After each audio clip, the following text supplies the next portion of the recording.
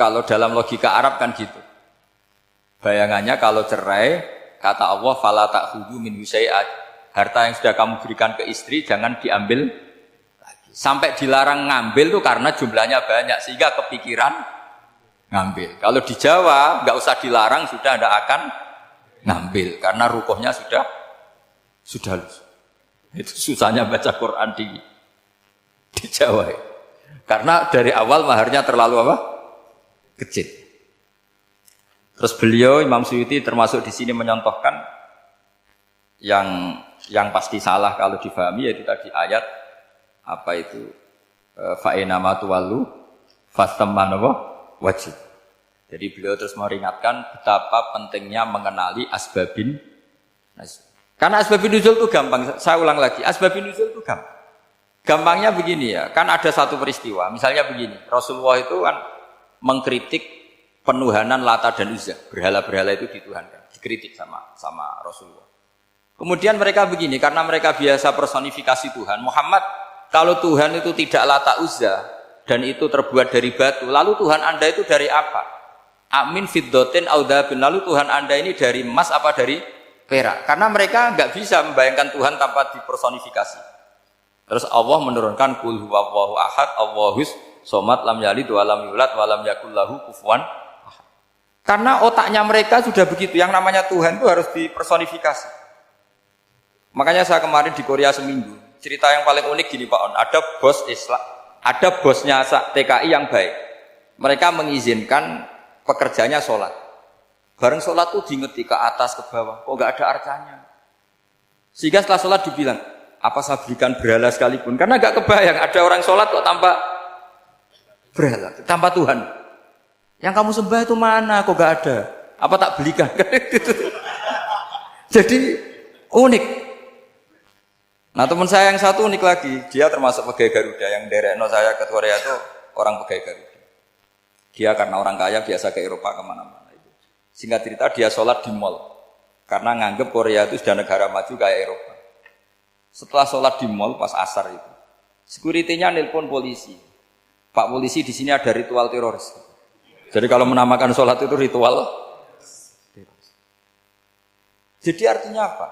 Ritual-ritual yang kita lakukan itu macam-macam cara pandang. Orang ateis itu kan Cina kan Korea itu kan ya Cina lah, Korea, Jepang, RRC itu kan sipit. Itu ya yang namanya ibadah sembahyang harus ada patungnya atau ada arcanya atau ada benda-benda. Orang Islam kan nggak ada sama. Makanya mereka itu kok bisa?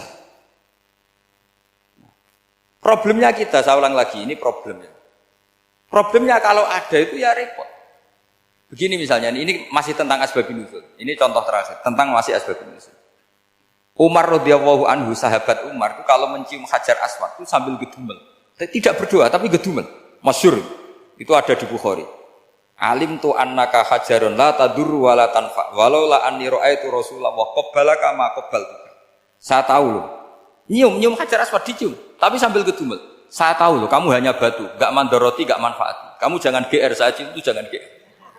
Kalau saja saya tidak melihat Rasulullah mencium kamu, maka saya ada sudi nyium kamu.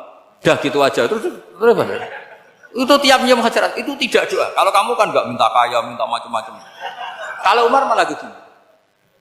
Nah, kenapa demikian? Itu ada asbabun nuzulnya. Umar itu saksi sejarah. Ketika Rasulullah Fathi Mekah, Nabi kan tawaf terus mencium Hajar, itu di belakang masih banyak orang kafir. Kebetulan Umar masih di sana. Sudah Islam Umar, tapi dia di belakang. Dengar orang-orang kafir, Muhammad itu aneh. Katanya melarang nyembah batu. Ternyata dia nyembah batu. Jadi Nabi nyium Hajar Aswad itu dikira nyembah. Katanya ngelarang nyembah batu, tapi dia kok nyembah. Karena Nabi mencium Hajar Aswad. Nah, karena untuk menghilangkan stigmasi itu, Umar tiap nyium Hajar Aswad ngomong gitu.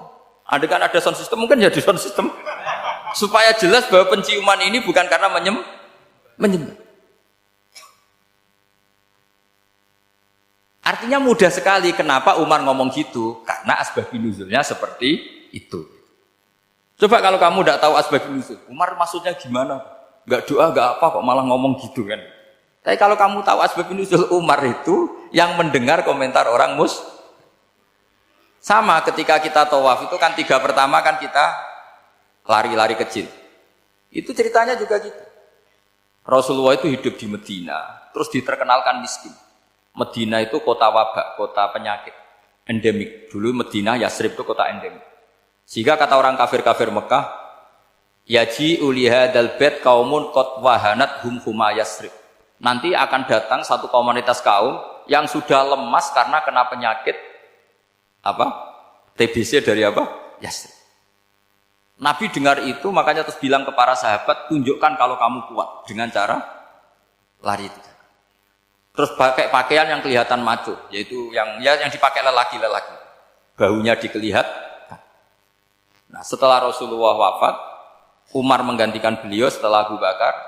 Umar bilang gini, sebetulnya tawaf seperti ini, yaitu lari pertama 3 putaran pertama lari dan memperlihatkan pundak seakan-akan orang maco itu sudah enggak perlu.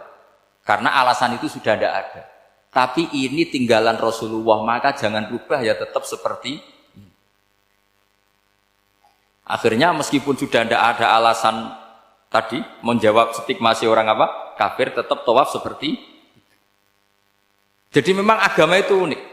Kadang kita harus tahu alasannya, tapi alasan itu kalau menjadi mahatul hukmi, pijakan hukum sah. Misalnya kamu terus bilang gini, ya berarti tawaf sekarang bebas, gak perlu seperti itu. Kan alasan itu sudah ada. Nah di sini pentingnya riwayat. Riwayat itu begini, logikanya sudah enggak ada, tapi kaifiyah itu, cara itu masih kita terus. Dan itu memang, saya ulang lagi, harus tahu asbabun nuzul. Saya beri contoh ya misalnya, wa idza darabtum fil ardi falaysa 'alaikum junahun an taqsuru minas shalah. Terus ayat di mana? In khiftum ayyaftinakumul ladzina kafaru. Jika kamu pergi dalam keadaan takut ditangkap orang kafir atau takut diculik orang kafir, maka kamu boleh mengqasar salat. Itu jelas ada ayat in khiftum ayyaftinakumul ladzina kafaru. Jika kamu takut diculik orang kafir. Sehingga ketika ba'da Fathi Mekah, setelah Mekah dikuasai Islam, Umar tanya, "Ya Rasulullah, kenapa engkau masih salat qasar? Bukankah kita sudah aman?" Wa qad qala ta'ala in khiftum ayyaftinakumul ladzina kafaru. Allah ngendikan boleh mengqasar itu kalau dalam kondisi takut. Wa qad kunna fi amrin, sekarang kita sudah aman. Jawabannya Rasulullah itu unik. Ya Umar, hadhihi shadaqatun faqbalu shadaqah. Ini sedekahnya Allah, bonus, sudah terima saja, enggak usah catatan-catatan gitu. Sehingga era Umar ya ada lagi yang tanya Umar begitu. Terus kata Umar, sa'altu dzalika Rasulullah sallallahu alaihi wasallam faqala hadhihi shadaqatu wa faqbalu shadaqah. Sudah ini bonus dari Allah, terima saja. Ini kan unik. Padahal kalau secara disiplin ilmu kan begini. Kamu boleh mengqasar sholat kalau dalam bepergian dan dalam keadaan takut. Logika hukumnya kalau tidak takut, tidak usah. Sama seperti begini. Kamu kalau pergi jauh seperti saya Pak On, itu ngosor sholat apa enggak? Ngosor kan? Alasannya kalau kosor itu, kalau pergi itu masyakot, repot. Sekarang pergi kita pakai Alphard, pakai Innova, bawa uang, disupirin, itu masyakot enggak? Enggak kan? Tetap boleh jamak enggak? Boleh. Sebenarnya kamu jamak itu karena pengetahuan hukum apa karena enak jamak? Kalau alasannya masyakot, kan sekarang sudah ada. Enggak repot. Ya sudah pakai hadis tadi, ini hadiah, terima saja. Jadi makanya agama itu riwayat. Tapi ada saja ulama yang agak balik loh. Agak balik gini, banyak juga ulama misalnya duwe gawe, ibunya sakit terus ribet jamak sholat. Kenapa? Ribet ngurmat ibu. Makanya ada saja kiai yang duwe gawe mantu itu terus jamak sholat, tapi jangan ikuti. Tapi ada saja karena alasannya jamak itu karena apa? Repot. Ya ada saja, tapi ya jangan ditiru. Cuma saya ini cerita analisis hukum itu memang agak-agak unik. Jadi tadi kadang Nabi itu ditanya, ya Rasulullah, kita dulu boleh jamak qasar ini kan karena in khiftum ayyaftinakumul ladzina kafaru, takut diancam orang kafir. Sekarang aman, kenapa tetap jamak? Jawabnya Nabi, ini hadiah, terima saja. Ya ada sahabat yang bantah, kenapa Nabi? Allah itu zat yang baik, kalau sudah ngaji bonus enggak pernah ditarik lagi. Makanya Nabi kalau berdoa itu unik. Ya, siapa yang disiksa di dunia karena dosanya, fawwahu akramu min ayyus sanniya uqubatahu fil akhir. Kalau ada orang salah kok di dunia sudah dikasih sanksi, Allah itu lebih mulia untuk mengulang nanti di akhirat. Akram itu Allah terlalu mulia, maksudnya orang kepikiran, wis males ya selesai, tidak akan di. Kalau sampean kan enggak, masih ingin lagi. Jadi itu cara berpikir apa? Nubuah. Jadi berpikir nubuah itu beda. Ada orang pas sujud diinjek sama orang fasik. Diinjek, kemudian si yang sujud tadi, wallah la yaghfiru wallahu laka, demi Allah tidak akan ngampuni kamu. Itu langsung Allah memberi wahyu sama Nabi di zaman itu. Bilangin yang sedang sujud itu, dia harus minta maaf sama saya, kata Allah. Man dzalladzi yata'alla ala fulan, dia bersumpah bahwa Allah tidak akan memaafkan orang itu. Itu harus diralat. Nabinya iskal, kenapa ya Allah? Yang Tuhan itu saya ini punya sifat dua, bisa menyiksa dan bisa memaafkan. Kenapa dia milih sifat saya satu tidak memaafkan? Akhirnya apa? Orang yang nginjek tadi sama Allah dikasih tobat dan jadi orang soleh. Jadi itu makanya kamu nggak boleh jadi orang ekstrim nyifati Allahnya satu. Nggak boleh, Allah tetap bisa yaghfiru liman yasha wa yu'adzibu may yasha. Sifatnya Allah dua ya tetap dua, nggak boleh kamu pilih satu. Misalnya kamu kan biasanya gini, yang ghafur untuk kamu, yang sadidul uqab untuk orang lain. Mesti kelakuannya sampean kan begitu. Nggak boleh seperti itu. Rasulullah kayak apa bencinya sama Wahsy? Karena Wahsy itu qatilul Hamzah. Yang membunuh Sayyid Hamzah siapa? Itu bencinya bukan main Rasulullah. Sampai maksud-maksud Wahsy. Tapi sama Allah malah diturunkan ayat laisa laka minal amri syai'un aw yatuba alaihim aw yu'adzib. Muhammad, meskipun kamu kekasih saya itu tidak wilayah kamu, memaafkan atau enggak, terserah saya, kata Allah. Ternyata betul, malah Wahsy dikasih tobat. Nah sekarang enggak, orang itu nyifati Allah sama orang lain sadidul iqab, kalau sama dirinya enggak boleh seperti itu. Allah ya sifatnya tetap. Jadi boleh kamu misalnya berdoa, ya Allah mbak yang cantik itu semoga dapat jadi istri saya. Mbaknya juga boleh berdoa, ya Allah naudzubillah min dzalik. Jadi ini adu kekuatan, nanti terserah nanti Allah pihak yang mana.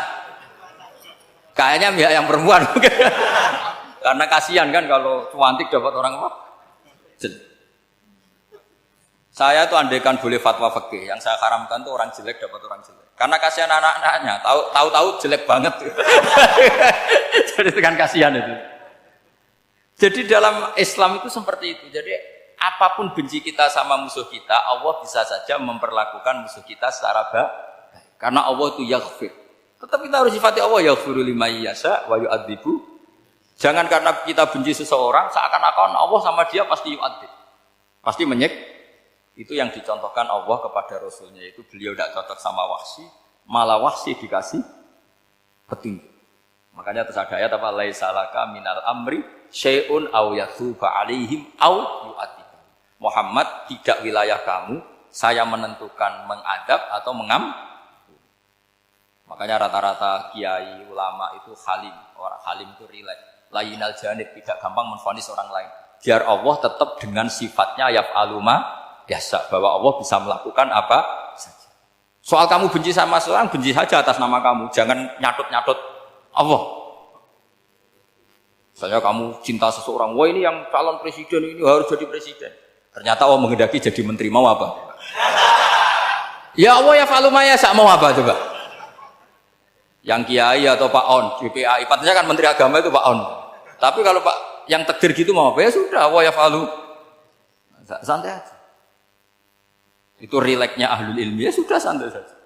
Ini negaranya Allah, ini kerajaan Allah, ini buminya Allah, ya Allah biarin ya fahlu. Mas, jadi Tuhan Allah kamu yang repot.